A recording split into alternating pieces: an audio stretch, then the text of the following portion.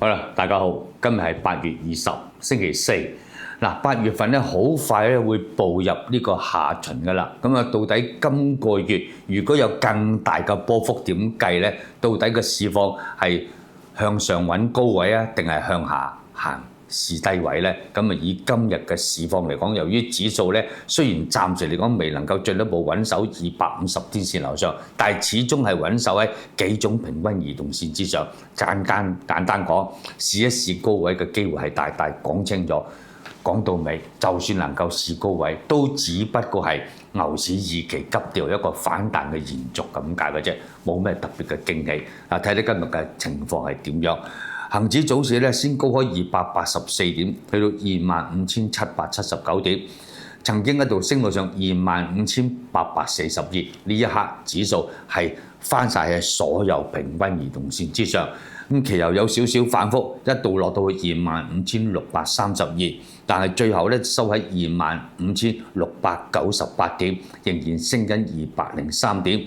咁啊，成交金額咧一般啦，有2,691億，係多翻少少。但係整個8月份到而家平均成交金額都係得2,400幾億，即係我唔覺得有特別亮麗。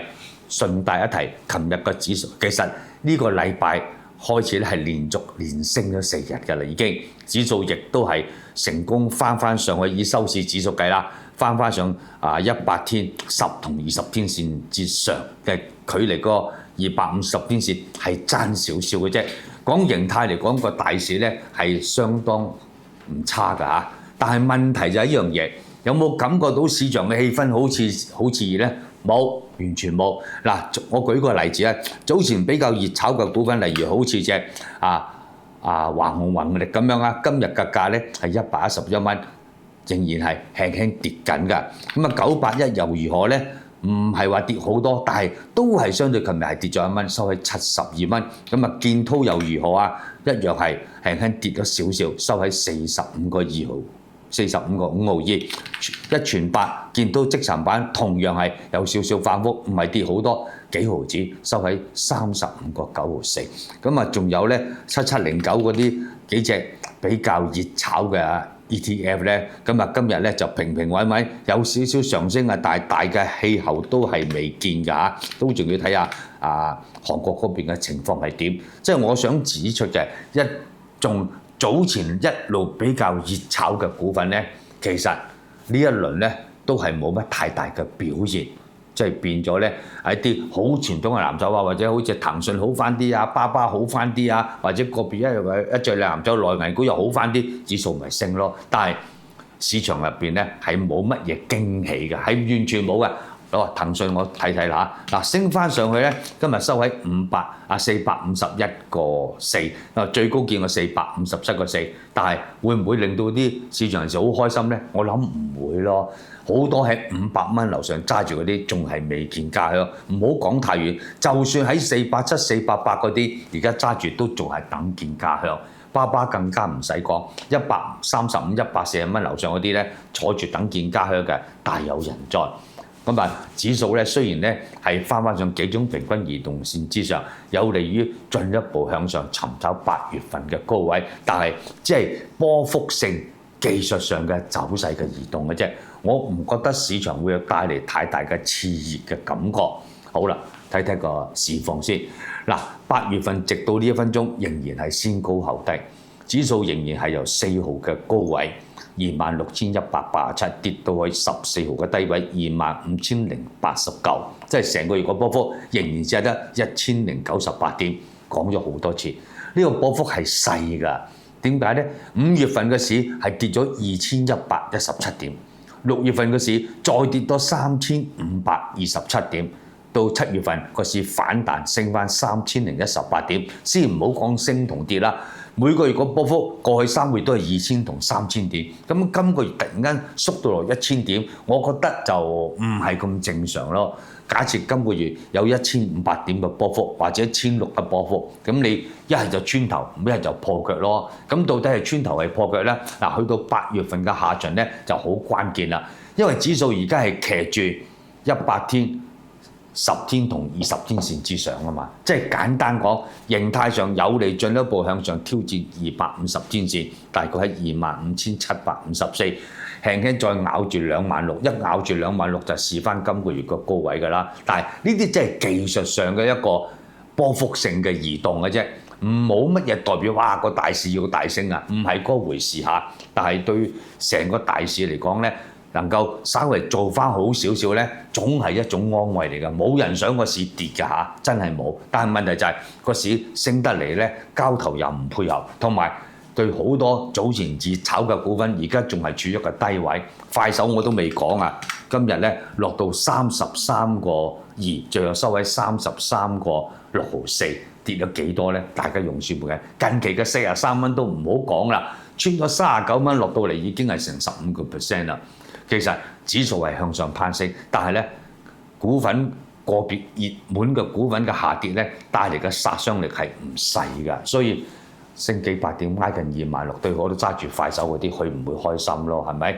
所以我自己就都係睇住一樣嘢，指數行上去咧係好嘅啊！我試上翻挨近26000啦。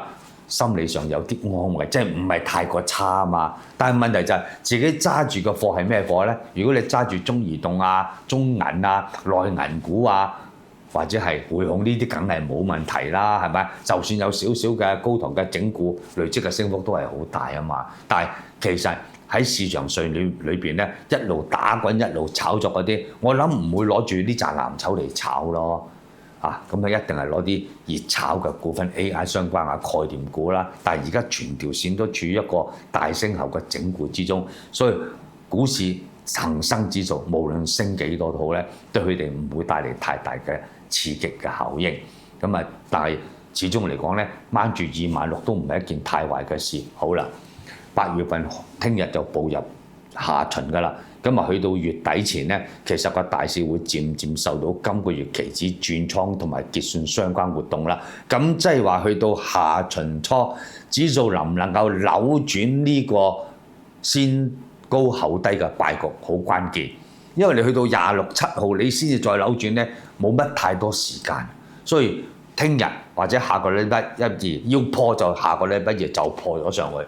再升幾多係另外一件事，唔係一個升浪嘅開始，但係感覺上咧7月份先低後高，8月份如果能夠突破26,187，都係先低後高，咪連升2個月咯。咁希望能夠做到呢一點啊！但係我自己本人對個大市嘅睇法咧，就傾向於比較保守。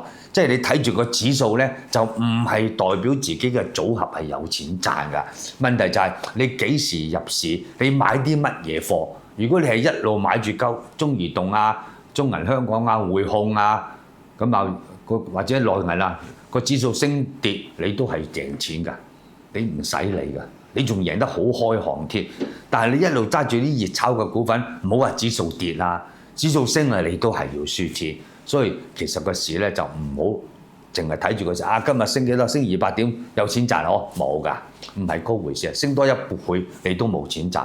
因為你揸住個貨已經跌到一橛，同埋暫時嚟講唔會翻上去啊嘛，係咪？咁8月份完結之後咧，就9月份就炒個中期業績㗎啦。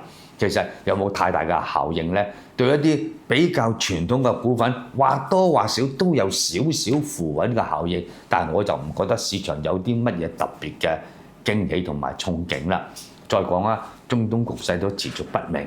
油價而家80幾90蚊咁阻緊個水平，咁如果一路維持呢個形態嘅話咧，係有機會推高個通脹。當通脹一上升嘅話咧，儲局可能喺今年底之前咧，起碼都會加一次息。雖然唔會帶嚟好大嘅刺激唔會帶嚟好大嘅衝擊先至啱，但係問題就係，啱啱減咗一輪息，又開始加翻，對個市場總會有少少感覺上唔係咁好。雖然未必會一個加息嘅週期但係老老實實啦，真係一個加息嘅話咧，其實咧對一啲企業嚟講咧，融資方面嘅成本就會加大咗少少，心理上嘅衝擊係會比較大㗎。我自己睇中東嗰方面嘅情況咧，如果唔能夠喺一個中短期能夠有個解決嘅，即係協議就唔係簽啦，但係又唔見得會再打啦。咁啊，海峽咧又唔係開放啦，但係美國嗰邊咧就話一路要同佢傾啦，即係事件係越嚟越唔清晰。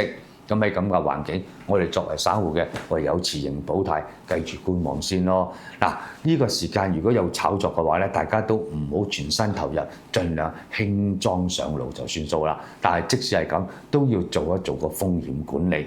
一隻嗰隻小米，我哋已經見到嗰個情況係點啦。而家隻快手亦都出現一個比較急跌嘅情況，任何嘅參與。第一唔好重倉，同埋最緊要懂得個風險管理，唔對版嘅逐步減磅，咁係會輸。你起碼唔會拉住個鼻哥一路行，唔知輸到幾多啊嘛，係咪？好啦，咁今日嘅收市嘅匯報我就講到呢度啦嚇。